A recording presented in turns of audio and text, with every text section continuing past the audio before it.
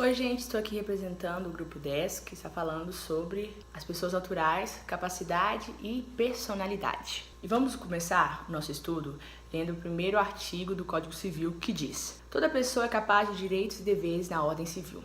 Primeiramente, para a gente entender isso, pessoa natural, capacidade e personalidade, precisamos entender que existem dois tipos de pessoa, a pessoa no singular e a pessoa no coletivo. E aí a gente vai dar foco mais à pessoa no singular, logo a pessoa natural. E aí a gente vai destrinchar esse artigo em 3 partes para a gente ter um entendimento melhor. Primeiramente, fala de toda pessoa. Toda pessoa se refere então a todo mundo, tanto no coletivo, quanto no singular, quanto pessoa natural. O outro ponto é capaz, quer dizer que o quê? Que são pessoas capazes de acordo com a lei, de acordo com quem a justiça vê que é capaz de ter esses direitos e deveres. E o final, direitos e deveres, que é aquilo que a pessoa tem perante a lei. Depois que destrinchamos o Código Civil em 3 partes, agora podemos entender o que é pessoa natural. Definição. Podemos entender por pessoa natural ou pessoa física todo ser humano que nasce com vida, sendo considerado detentor de direitos e obrigações.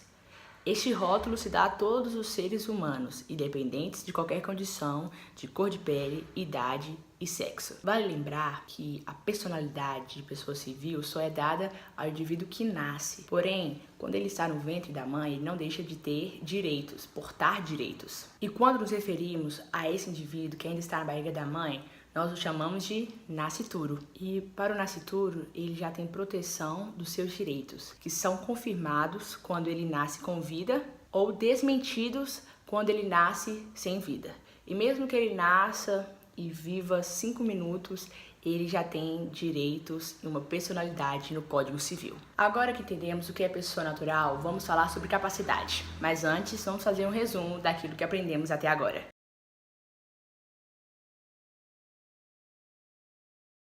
E aí, quando falamos de capacidade, temos uma definição muito legal de Francisco Amaral, que diz: enquanto a personalidade é um valor, a capacidade é a projeção desse valor que se traduz em um quantum. Pode ser mais ou menos capaz, mas não pode ser mais ou menos pessoa.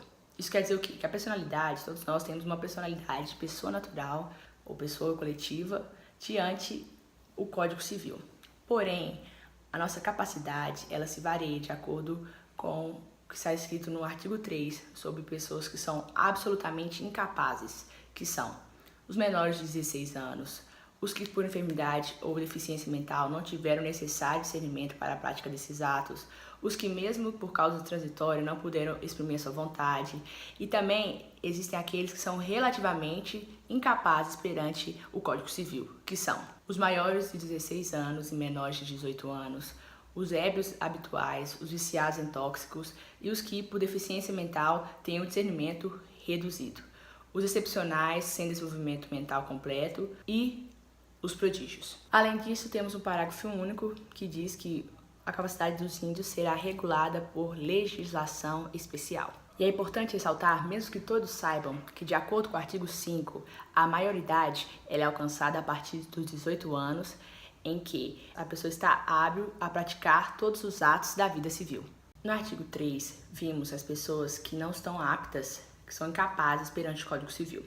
Porém, no artigo 5, traz algumas exceções para os menores, que são pela concepção dos pais ou de um deles na falta do outro, mediante instrumento público, independentemente de homologação judicial ou por sentença do juiz, ouvido o tutor se o menor tiver 16 anos completo. Pelo casamento, pelo exercício do emprego público efetivo, pela colação de grau do ensino superior, pelo estabelecimento civil ou comercial ou pela existência da relação de emprego, desde que, em função deles, o menor com 16 anos completo tenha economia própria. E outro ponto importante para se destacar é a diferença entre capacidade e legitimação.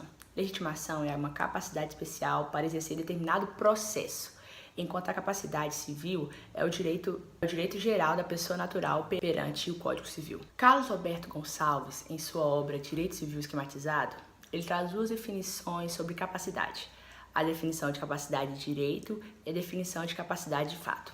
Capacidade de direito é aquela que nascemos, que temos ela desde que nascemos. E a capacidade de fato é quando, de acordo com a lei, a pessoa está apta para exercer determinadas processos, determinadas funções perante a lei. E mediante essas duas definições de capacidade, aparecem mais duas definições. A definição de capacidade plena e a definição de capacidade limitada. A capacidade plena é a pessoa que tem a capacidade de direito e a capacidade de fato, enquanto a limitada é a pessoa que tem apenas a capacidade de direito. Agora vamos falar sobre personalidade, mas antes segue um resumo sobre capacidade do que vimos até aqui.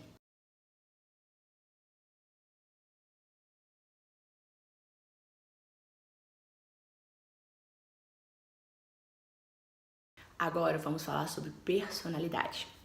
Vamos começar com a definição de Carlos Roberto Gonçalves, que diz: a personalidade é, portanto, conceito básico da ordem jurídica, que a estende a todos os homens, consagrando-a na legislação civil e nos direitos constitucionais da vida, liberdade e igualdade.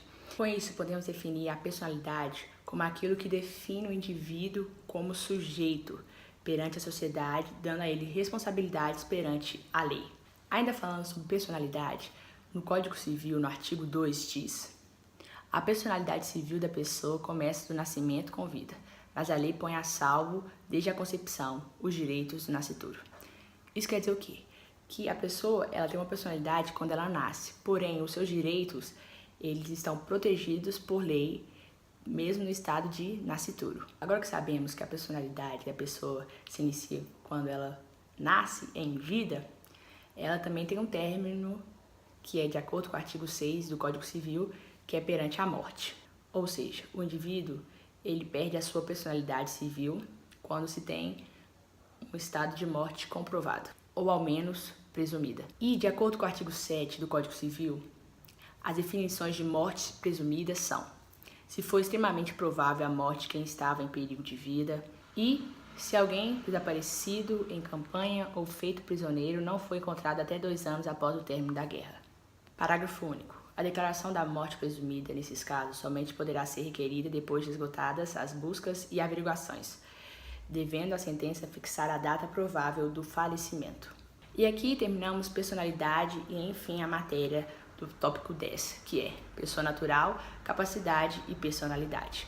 Segue resumo de personalidade, lembrando que o link em PDF estará disponível na descrição do vídeo, caso você queira estudar e ter mais detalhes. Fechou?